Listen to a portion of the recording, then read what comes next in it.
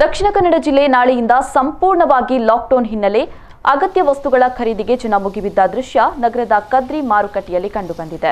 Lockdown ವೇಳೆ ಅಗತ್ಯ ವಸ್ತುಗಳ ಖರೀದಿಗೆ ಅವಕಾಶವನ್ನ ನೀಡಿದ್ರೂ ಜನರು ಇಂದೇ ಖರೀದಿಯಲ್ಲಿ ತೊಡಗಿದ್ದಾರೆ.